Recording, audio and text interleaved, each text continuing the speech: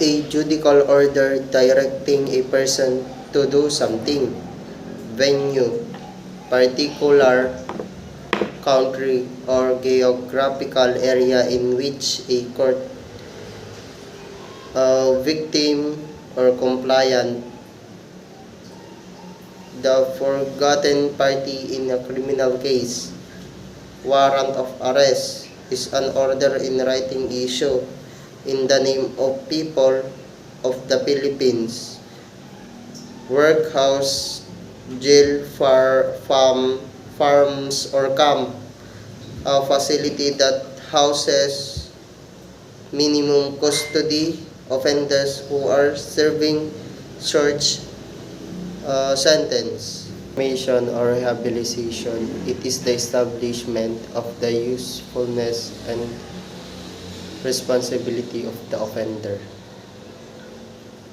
Reprieve and suspension of sentence are the temporary stay or postponement or sentence. Reformation or rehabilitation, it is establishment of the usefulness and responsibility of the offender. Retribution, offenders should be punished because they deserve it.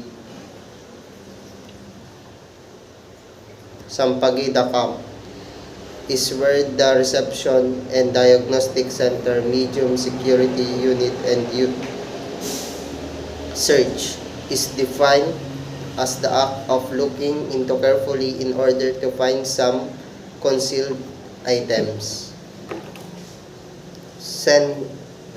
Seizure is to take into custody of something. Sentence, prisoners, offending who are committed to the jail or prison in order to service their sentence after final conviction.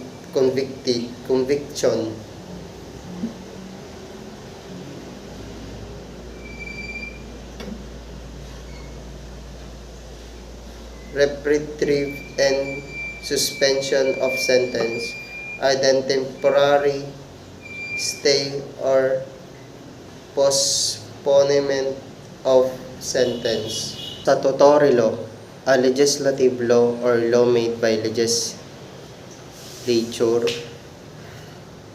subpoena a command to a witness to appear and give testimony.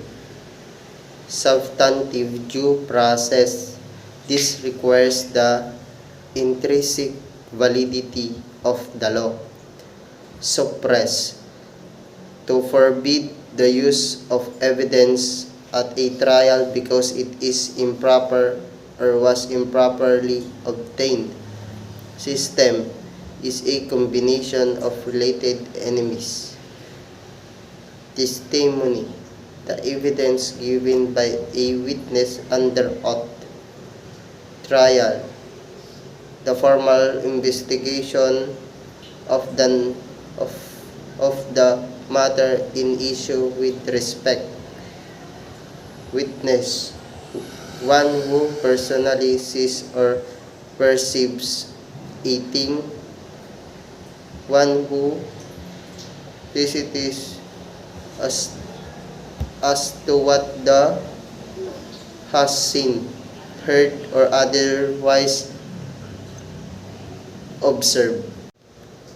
Pardon, it is defined as an act of grace proceeding from the power entrusted with the President, which accepts the individual on whom it is bestowed. Parole is the suspension of sentence of convict after having served the minimum of the sentence imposed. Penalty is defined as the suffering inflicted by the state against an offending member for the transgression of law.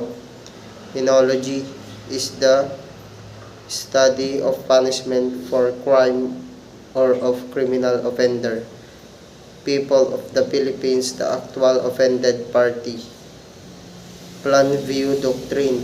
Illegal things a site may be suicide even without a warrant to do so. Plea. The first pleading by a criminal defendant, the deterrence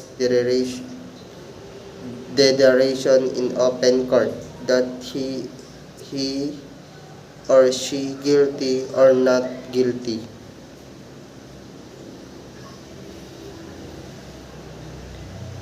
Police discretion is the wise use of one's judgment, personal experience, and common sense to decide the particular situation.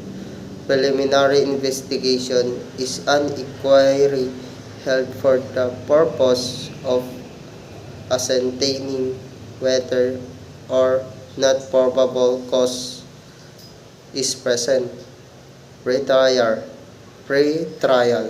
an informal trial which precedes the regular trial. Prison, a places of long-term confinement for those convicted of serious crimes. Prisoners who are on safekeeping includes non-criminal offenders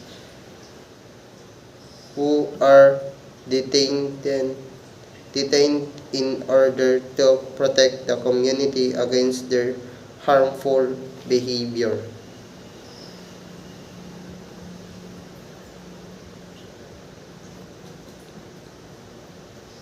Probable cause, in the existence of sufficient ground to engender a well-founded belief that a crime has been committed, and B, the respondent is probably guilty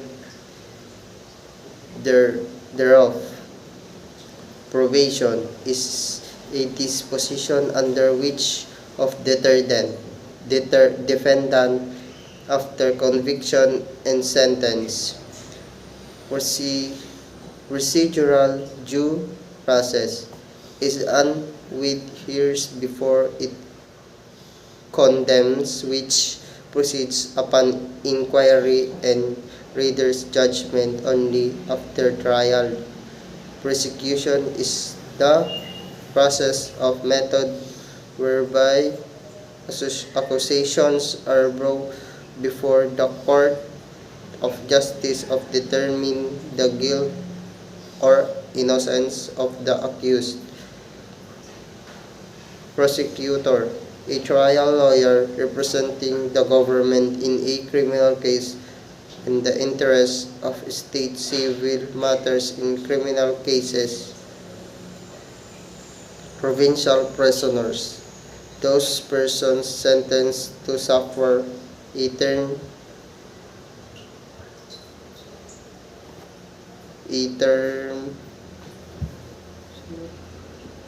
of imprisonment from the months of 1 day to 3 years, or a fine not more than 1,000 pesos or both.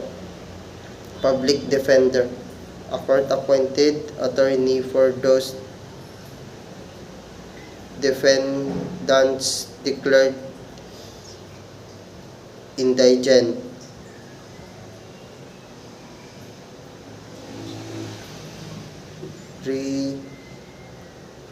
Reformation or rehabilitation, it is the establishment of the usefulness and responsibility of the offender. Search incidental to lawful arrest. A person lawfully arrested may be searched for dangerous weapons or anything which may have been used or constitute period in the conviction of an offense without search warrant. The central or primary rule or principle on which something is based. Fundamentals. Intelligence, the collection of information of military or political value. Investigator, the track or the look into for traces. Investigate, to inquire or to discover. Investigation refers in the process of carrying out the detailed examination or inquiry, usually in official manner. Criminal investigation is a logical process of collection and analysis of facts about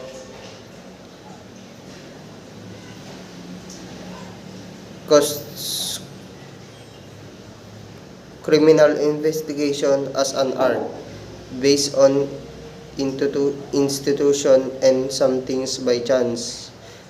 Criminal investigation as a science because it involves the application or knowledge of forensic sciences. Criminal investigation as a process because it involves systematic procedure. Criminal investigations.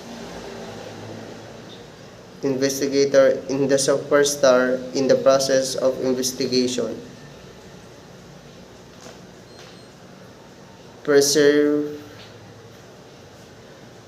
Perseverance. Bring the design conclusion in spite of obstacles. Endurance is the ability to last physically and mentally. The intelligence and wisdom of Solomon. Investigator could easily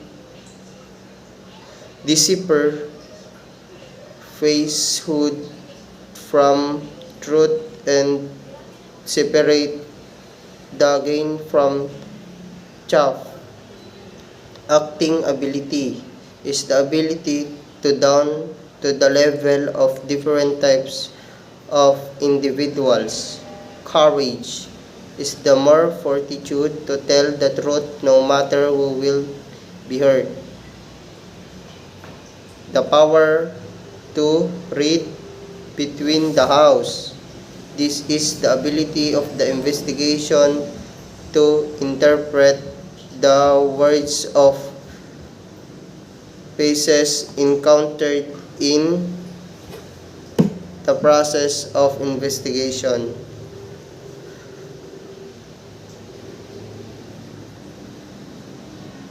Superior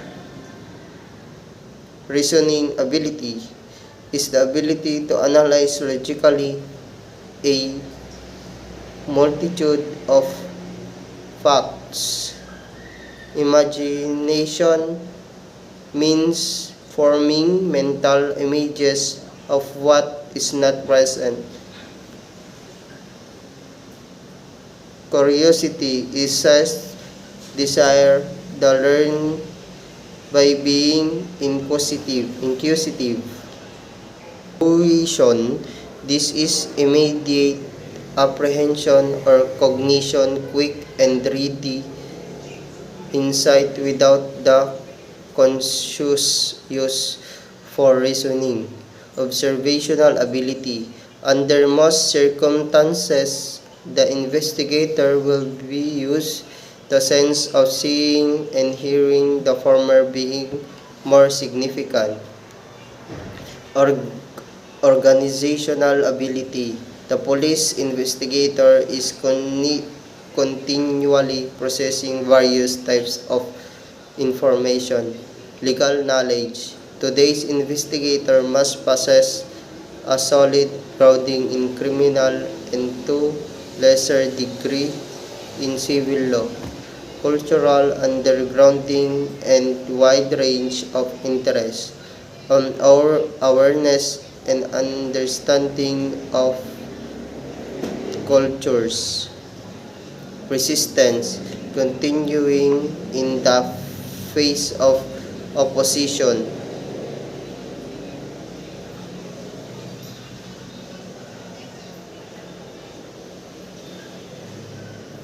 Pattern refers the series of similarities that may link particular cases.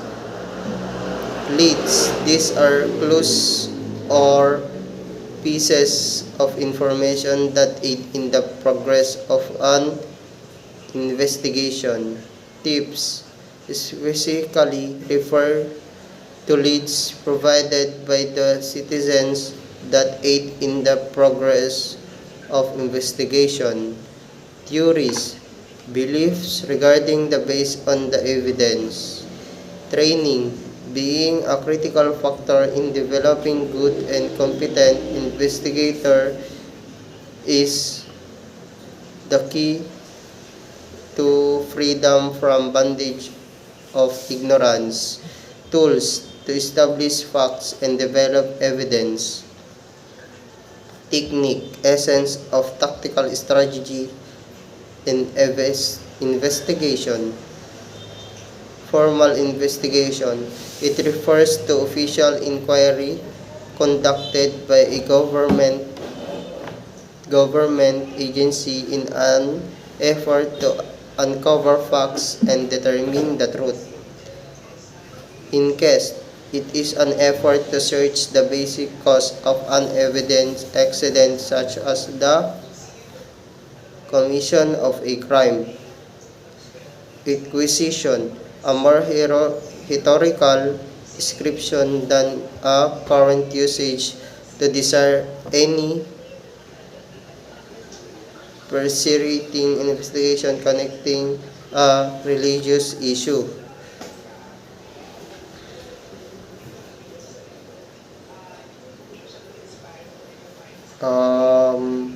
Control. Authority is to direct agent to carry out tasks or the requirements in behalf of the clandestine organization in acceptable manner and security. Provocation, action taken in order in incite reaction from a known adversary or to observe adversary. Provocateur, an individual from the enemy forces who is deliberately introduced in our custody with a specific mission of causing some unfavorable action or reaction on our part. Informant, any person who gives information. Informant, the informer is a person who provides information to the police on the regular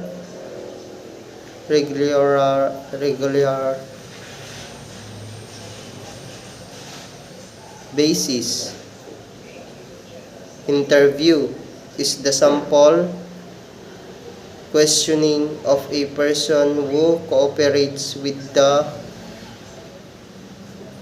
investigator. Cognitive review, conduct of interview upon willing and cooperate witnesses to narrate their accounts without interruption. Question and answer, interview style verbi after each questioning by the investigator. Narration, allowing the witness to present in narrative form without injecting questions. Inquiry, after the witness has told the story, the investigator can make clarifying injuries. Inquiries. Conclusion, the interview should be conducted when the witness has nothing impediment to offer. Test for tailing. In common trick of the subject when he becomes conscious that he is being tailed. Shadowing or tailing, act of the surveillant of following his subject to detect criminal activities. Roping, surveillant assumes different roles and identity in order to obtain information. Observation is the capable and accurate awareness by an individual of its surroundings.